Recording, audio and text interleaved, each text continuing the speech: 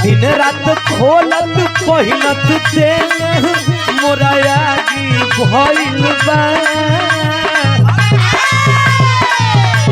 तो दिन रात खोलत पहनत साड़ी देह मोराया की भइल बा ए राजा जी खोसत खोसत पले कमर में धागी भइल बा।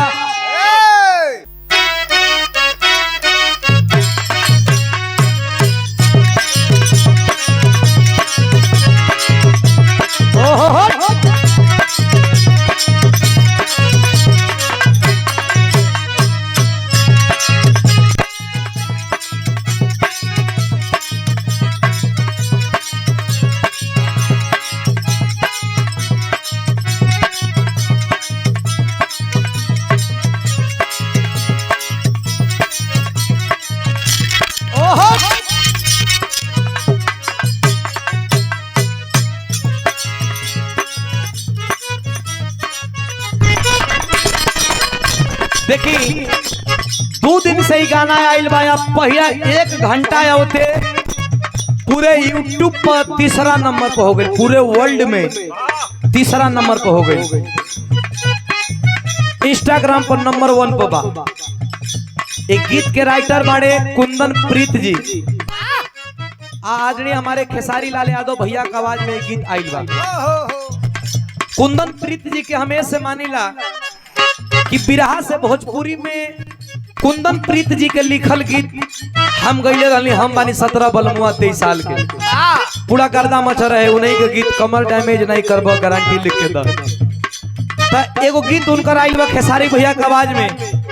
कोनो मेहरारू अब मर्द के बीच का बात बा, कम उम्र में शादी काहे ना करे के चाहिए, काहे की समझदारी बड़ा कम रहेला, मर्द के समझदारी कम बा और मेहरारुओं के समझदारी मेहरारुआ मर्दा से कहता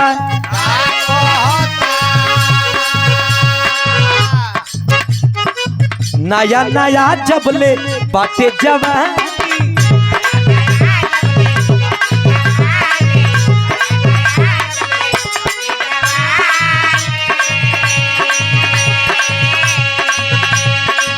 एक भर लूट लहरिया ये रानी, एक भर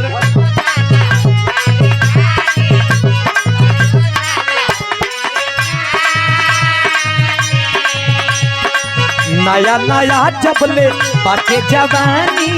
एक भर लूट लहरिया ये रानी। मेहरुआ कहती है कि तुहरा तो ये खाली लोहर लूटे का हर लोहर छोड़ता, का कहती है मेहरुआ, अरे दिन रात खोलत पहिनत, अरे दिन रात खोलत पहिनत तेल मोराया की भइल बा तो दिन रात खोलत पहनत साड़ी देह मोराया की भइल बा ए राजा जी खोसत खोसत पले कमर में धागी भइल बा। काहे रोकवा दिहला,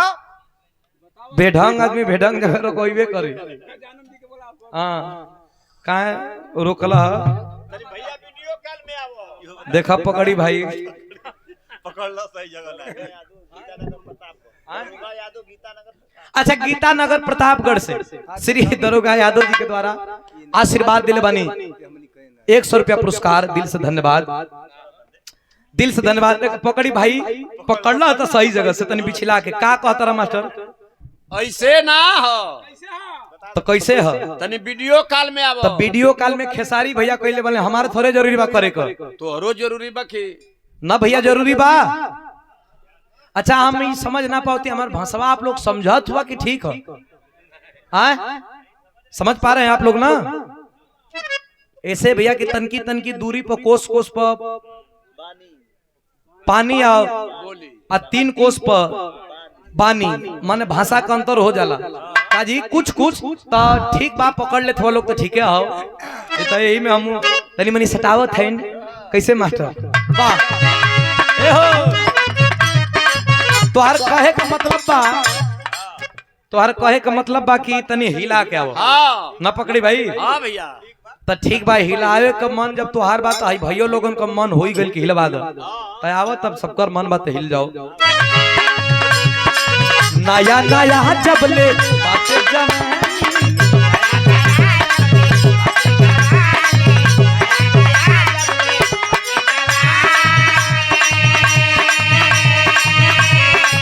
एक भर लूटा लहरिया ये रहनी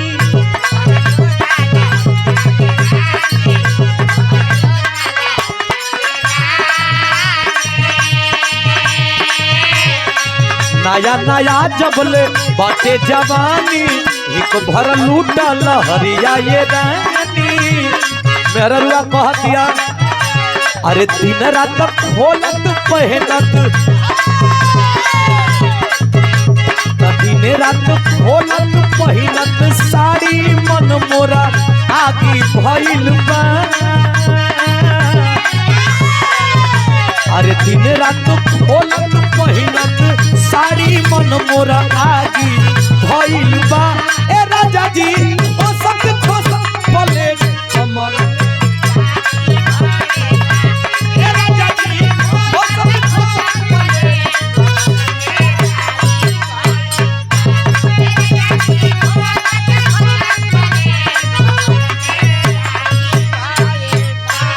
अरे दिन रात खोलत पहिनत साड़ी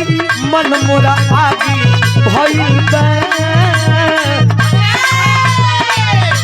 अरे दिन रात खोलत पहिनत साड़ी मन मोरा आगी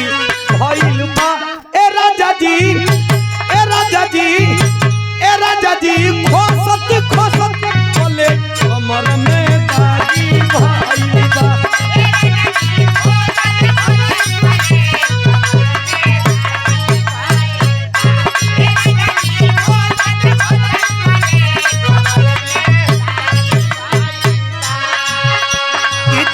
चलते बा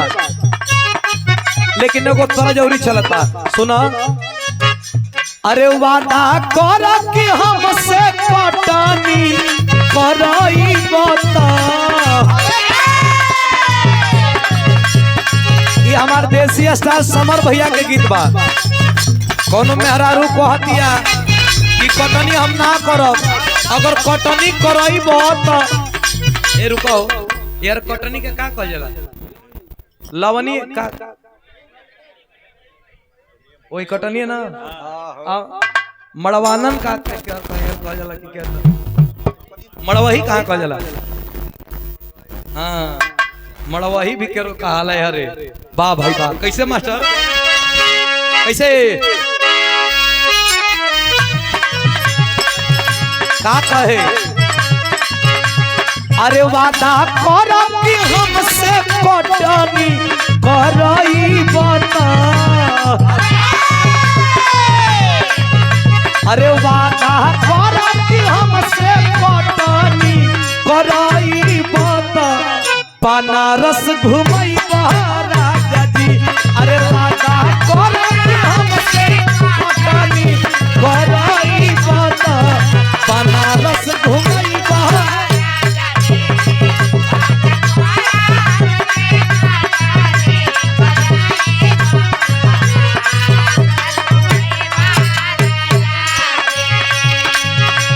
चले बिया गरम गरम कचौड़ी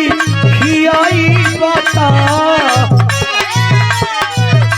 चले बिया गरम गरम कचौड़ी खियाई बता बनारस घुमई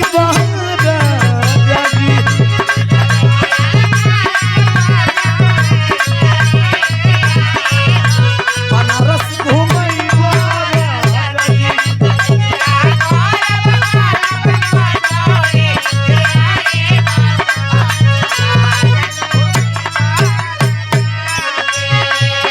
दुनिया में कोनो ऐसा चीज बिना मतलब के नहीं खे अगर भगवान बनैले बना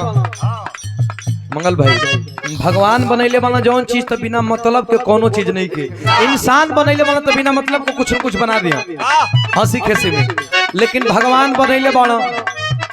तो हर चीज का मतलब बा, बिना मतलब को उनका पास ऐसा कुछ है नहीं के। एगो हई मन बढ़ू देवर अपने भौजाई के तबाह कैले बा, तो मेहरारू कहती। बाबूजी श्री राधे श्याम बाबूजी के द्वारा पुरस्कार 50 रुपया, कोट कोट प्रणाम बा, दिल से धन्यवाद, आशीर्वाद की कामना था जिंदगी। कैसे मास्टर तनी यूट्यूबर भैया लोग आइल हम, कुछ ये लोग भी नई की हो जाओ जो हमारे बिहार में घर खूब धूम मचैले है। कैसे मास्टर वाह सुते के नहीं खे